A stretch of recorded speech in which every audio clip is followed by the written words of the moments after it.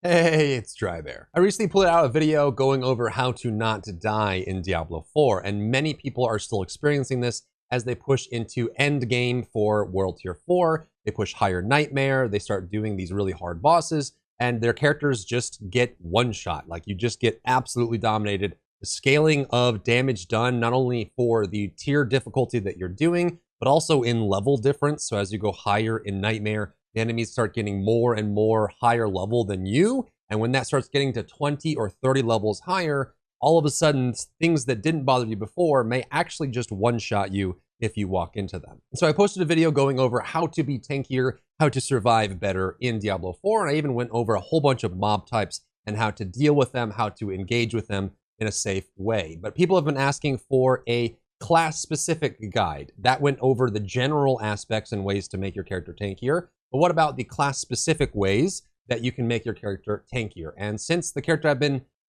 theory crafting the most is Necromancer, today I'm going to go through all the different ways that you can make your Necromancer as tanky as you can be so that you can push the higher content without dying. But first, time is running out to get the Barbarian drops on Twitch. You go to a viable Twitch channel, mine is one of them. You can go and pick these up just by watching a channel for 3 hours for the mace, and then claim that another 3 hours and you'll get the back attachment for Barbarian. And this Sunday night, these will be gone forever. And this is the last set of drops that we have for Diablo 4's release.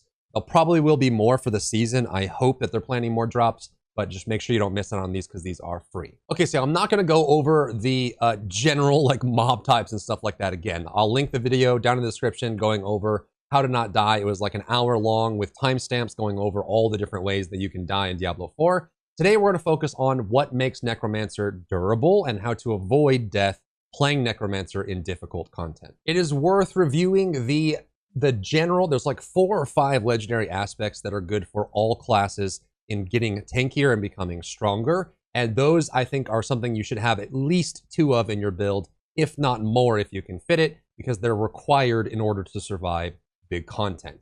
The first one of these is Disobedience. This is a defensive legendary that can only go in defensive slots on your gear. And what this says is every time you deal damage to an enemy, you gain a stack of percentage armor, up to 50% for a max roll. And so as long as you can hit enemies 100 times in 4 seconds, especially if there's a lot of enemies on screen, you can get max value out of Disobedience. This is actually the most defensive aspect in the entire game. Even if you can only stack 75 times in 4 seconds or 60 times in 4 seconds, it's still one of the best. And it actually, while using it, is one of the best ways to survive as long as you're constantly being aggressive and attacking and stacking up the armor defense to keep yourself going. You also want to consider using Might if you have a basic skill in your kit. This gives you 20% damage reduction for up to 6 seconds when you deal damage with a basic attack, which is the first part of your skill tree. You also want to consider Protector and Protecting. I always say it that way because it's Protector and Protecting, and they sound almost the same, but they do different things. Protector is the one that gives you a barrier and is generally more useful. When you damage an elite enemy, you'll get a barrier that can go up to 7,000 or 8,000 on the best rolls and the best gear in the best situation, which is really great. I mean, for most characters, it's going to be a full health bar worth of barrier, which helps you survive a lot of aspects. And so you do want to have this on your gear pieces if you can fit it. And there's also going to be Protecting. This is the one that creates the immunity bubble on the ground.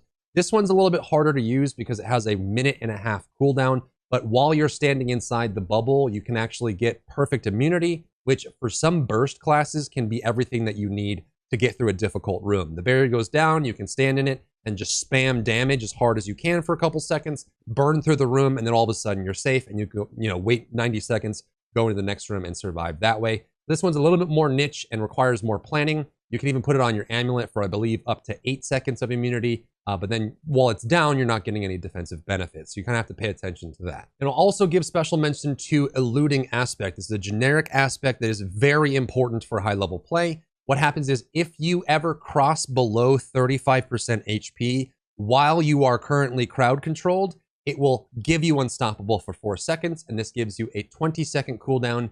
When it's full, when on a max roll, you can put it on your amulet and get, I believe, a 13-second cooldown for this as well. And this is excellent because crowd control is a big problem at high levels of Diablo 4. You'll get CC chain locked constantly over and over and over and over. And if you don't have ways to deal with the crowd control, then you just get stuck. So Eluding Aspect is one of the best aspects that you can put into your gear. You can even put it on your boots if you want, which not all defensive aspects can go into those slots. And again, you can put it on your amulet if you want for a shorter cooldown, which allows you to break out of crowd control and become immune to crowd control for 4 seconds, which might save your life. Now, when it comes to Necromancer, you have a couple options depending on the build you're running to make yourself tankier. By far, the most important consideration is whether or not your build is going to include Blood Mist. This one is, I honestly will tell you, I've only found 1 build or 2 builds that I can take Blood Mist out of and still do okay with anything past Nightmare 70, because Blood Mist is just so good and so required.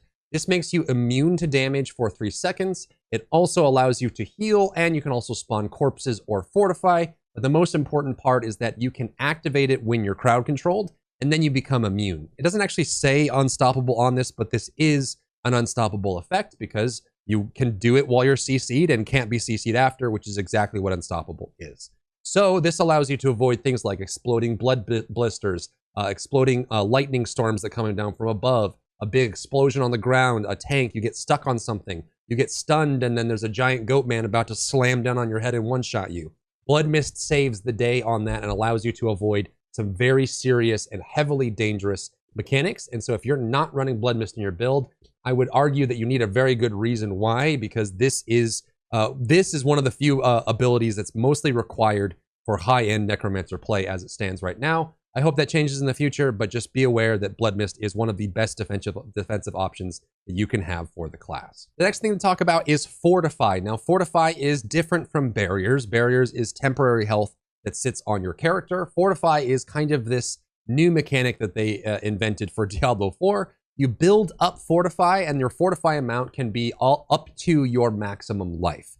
When your Fortify amount is equal to or greater than your current life amount, you become fortified.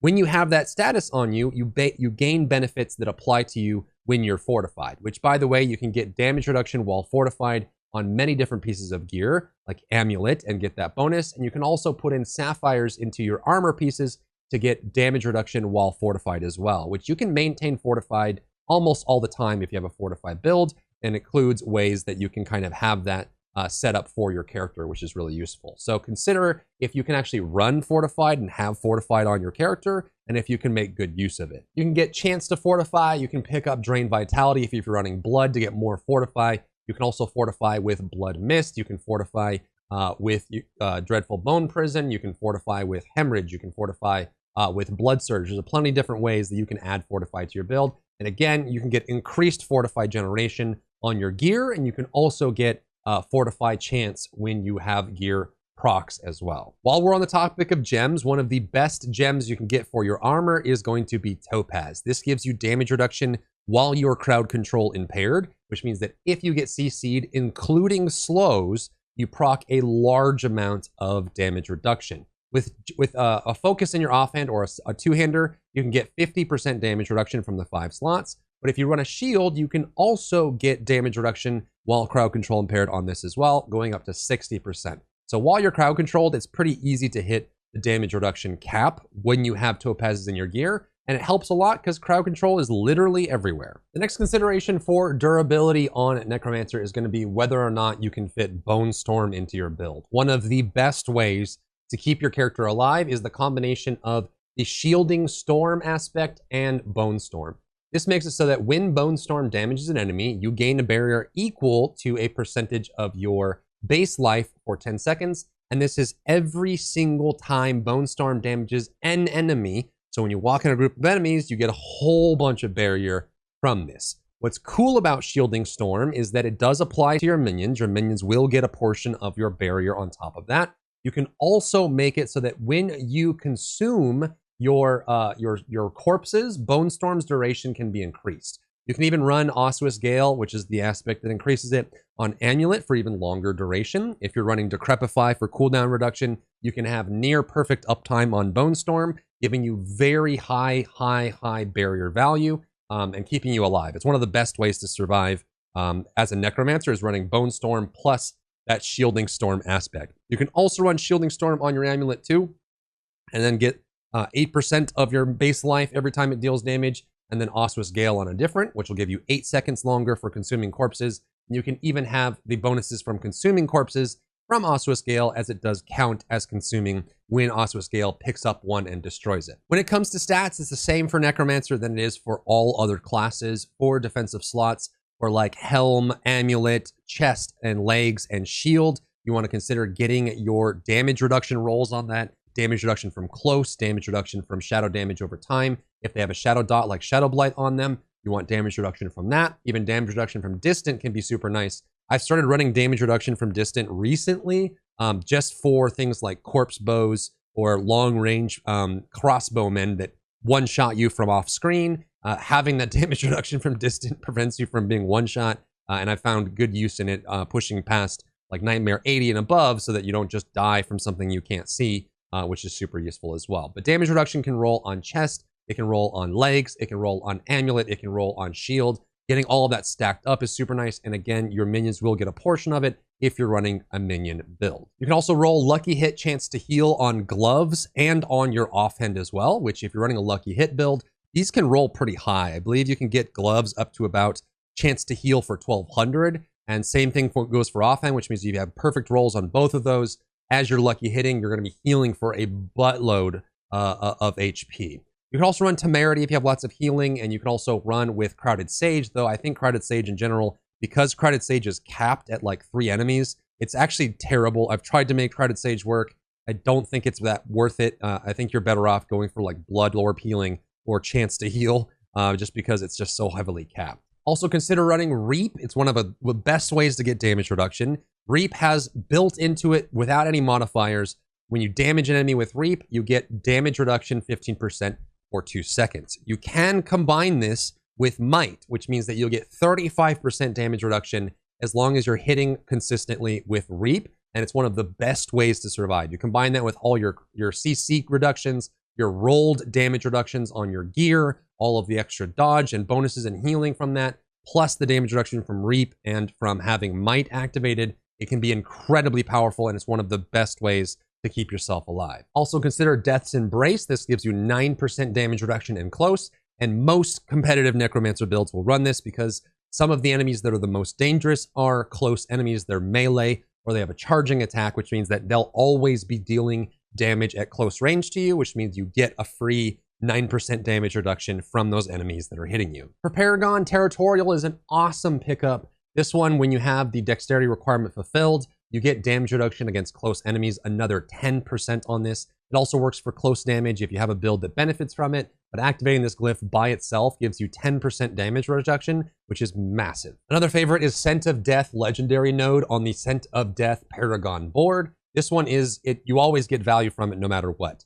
The way this works is if there's at least corpses within melee range of you, you gain 15% damage reduction. If there aren't, you gain 15% multiplier increased damage. So you get increased damage or damage reduction. Depending on your build, I think this works for all builds because either you get damage or damage reduction, but you might actually want to have 2 corpses nearby to get this damage reduction bonus. And if you're not running like a corpse explosion build, you may be able to very easily have a ton of corpses nearby to get this benefit. Armor is also one of your best stats. You want to pick up armor everywhere that you can in Paragon, especially if you have ways to multiply the amount of armor that you get from that. So these nodes are the best. Resistances, I think, are still worth getting. The problem with resistances right now is in World Tier 3 and World Tier 4, they get a very severe negative impact on resistances.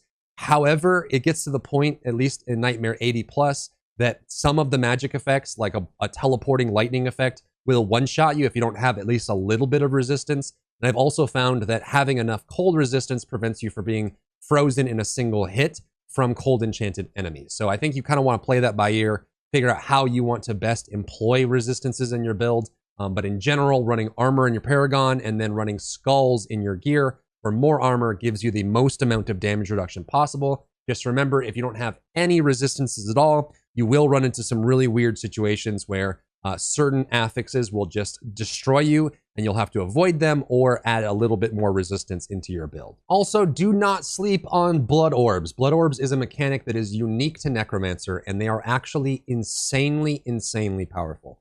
You have many ways to spawn Blood Orbs, and you can also get Blood Orb healing on your gear pieces.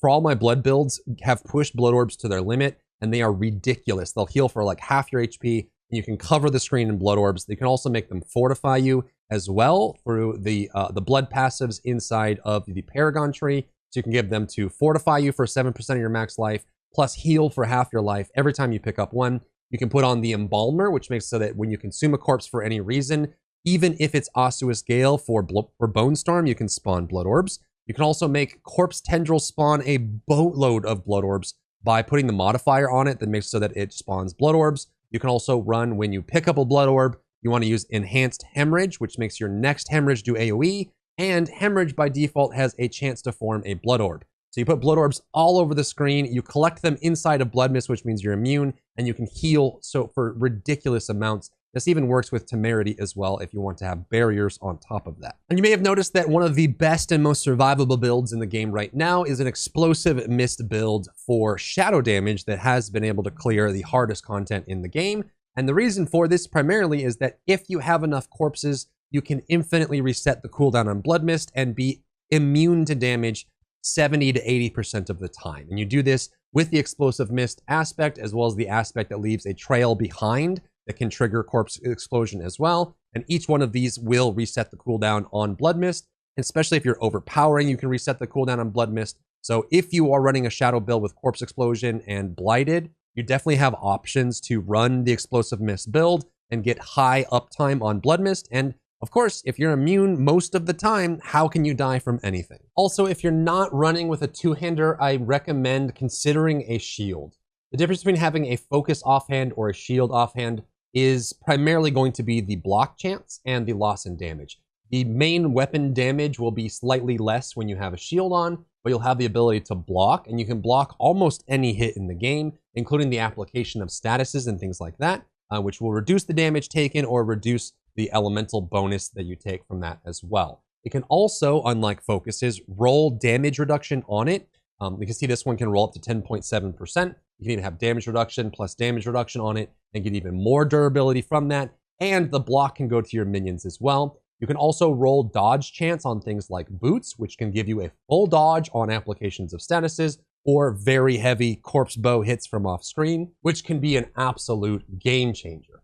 Those are the best ways to tanky up your Necromancer. And as you start pushing higher and higher content, I recommend having a bare minimum of damage reduction and survivability in your kit so that you can push past Nightmare 50 and you can do some of that hard endgame content, because there's a requirement of damage reduction and survivability. If you don't have any, you won't be able to push any further because you'll get stuck. So at a minimum, I recommend making your legs and your chest full defense. You might be able to get a little bit of damage on your chest piece because it can roll damage types on it, which can be useful. But percent armor is super useful. Damage reduction is very useful. Damage reduction from close is one of the best stats that you can get. And then any other damage reduction bonuses that you can get from there as well. So make sure you're using your chest and your legs for almost entirely damage reduction if you want to do difficult content.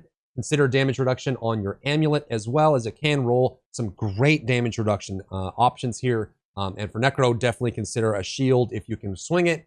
It'll give you some block chance, which will save your life, as well as can roll damage reduction, unlike the focus, which is really nice as well. Get all the aspects that fit into it, usually helm and boots. You want to get some good defenses there, primarily helm, chest, and leggings. And then if you can swing it, amulet being defensive makes a big difference as well. And if you do run shield, you can get the defense there. Also run things like sapphires or pick up topazes in your gear, your armor, for that extra damage reduction or damage reduction while fortify, which is super useful. Pick up disobedience, protector, protecting, use might, and then shielding storm is one of the best options you can get for bone storm. And it will go to your minions too if you're running minions. So it's definitely a lot of really good options there for Necromancer survivability. And also make sure you have Blood Mist in there, because it's just one of the best things that we have in our kit.